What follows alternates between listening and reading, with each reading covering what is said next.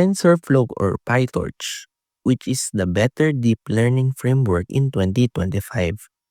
Let's settle this. TensorFlow, backed by Google, is a powerful open source framework for building and deploying machine learning models. It's great for production, offers TensorFlow Lite for mobile, and integrates tightly with Google Cloud.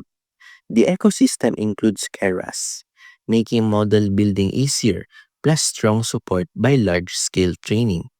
PyTorch, backed by Meta, has become the go-to for researchers thanks to its dynamic computation graphs and Python-first approach.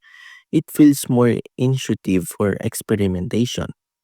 In 2025, TensorFlow still shines for enterprise and production deployment, while PyTorch dominates in rapid prototyping and AI search. Both now support ONTs, so switching is easier, but choosing one often comes down to whether you value production scalability or developer flexibility. In short, researchers love PyTorch.